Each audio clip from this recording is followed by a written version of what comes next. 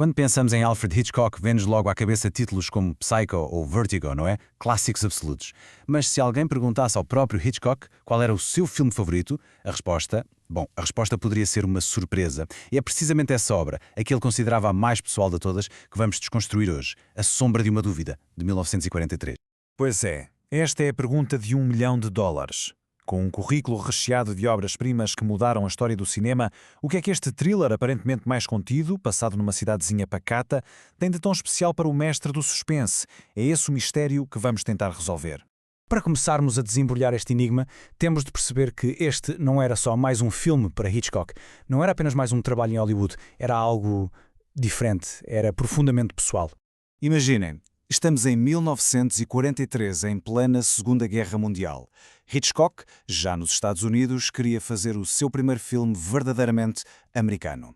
E ele tinha uma obsessão: explorar como é que o mal verdadeiro, se podia infiltrar no sítio mais improvável de todos, o coração da América idílica. E que palco é que ele escolhe para esta sua experiência? A cidade mais perfeita que se possa imaginar, Santa Rosa, na Califórnia. Um daqueles lugares de postal onde toda a gente se conhece, onde as crianças brincam na rua e, aparentemente, nada de mal pode acontecer. A palavra-chave, claro, é aparentemente. É que a genialidade do filme está toda aqui, nesta colisão. Hitchcock não está interessado em contar apenas uma história de um assassino em fuga. Não. Ele está a pôr em causa a nossa própria ideia de normalidade, a sussurrar-nos ao ouvido que a escuridão não está lá fora, está muito, muito mais perto. De um lado temos isto, a Santa Rosa de postal, um retrato quase perfeito da segurança e da inocência americana. Mas do outro lado, temos a visão do mundo do tio Charlie, um mundo que ele descreve como um chiqueiro imundo, cheio de gente desprezível. E é o choque brutal entre estas duas realidades que vai alimentar toda a atenção do filme. E claro, sendo Hitchcock, ele não se limita a dizer-nos isto. Ele mostra-nos de uma forma visualmente inesquecível. Logo no início, a chegada do comboio do tio Charlie é um momento arrepiante. Aquele fumo negro e denso que o comboio liberta sobre a cidade não é só poluição, é uma metáfora. É o mal em estado puro a descer sobre a cidade, a cobrir a inocência de Santa Rosa com uma mortalha. E agora, vamos ao verdadeiro coração do drama. A relação complexa, quase telepática, entre os dois protagonistas, que curiosamente partilham o mesmo nome: Charlie. Isto não é uma relação familiar normal, atenção. A jovem Charlie idolatra o tio. Ela sente que eles são quase gêmeos, que têm uma ligação especial que mais ninguém entende. E é precisamente essa ligação, essa adoração cega, que a torna a única pessoa capaz de ver o monstro que se esconde por trás daquele sorriso encantador. A viagem da jovem Charlie é o que nos guia através deste pesadelo. No início é pura admiração pelo tio viajado e sofisticado. Depois começam a surgir as primeiras suspeitas, pequenos detalhes que não batem certo. E finalmente o confronto, o momento devastador em que o seu herói se revela um monstro e ela tem de se tornar sua inimiga. E se havia alguma dúvida sobre a natureza do tio, ela desaparece por completo neste momento, à mesa de jantar. É um monólogo que gela o sangue. O pior disto tudo é a calma com que Joseph Cotten diz estas palavras. Não é um grito, é uma declaração de princípios, a revelação de uma filosofia de vida doentia. E para a jovem Charlie que está a ouvir, é o som do seu mundo, seguro e perfeito, a partir-se em 1000 pedaços, para sempre. Mas claro, uma grande história precisa de um grande contador de histórias, certo? E aqui estamos a falar do mestre. Porque A Sombra de uma Dúvida não é só uma história incrível, é uma autêntica aula de como usar a câmara para criar suspense e terror. É preciso ter isto em mente. Hitchcock não quer que sejamos espectadores passivos.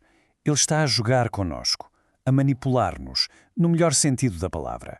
Cada ângulo, cada sombra, cada movimento de câmara é pensado para nos pôr na pele da Charlie, para sentirmos o mesmo desequilíbrio, o mesmo pavor crescente que ela sente. E a sua caixa de ferramentas estava bem recheada.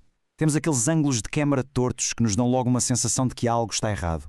Temos as sombras do filme noir que escondem tanto quanto revelam. E as escadas. Prestem sempre atenção às escadas num filme de Hitchcock. Nunca são só escadas. E claro, aquele humor negro delicioso que torna tudo ainda mais macabro.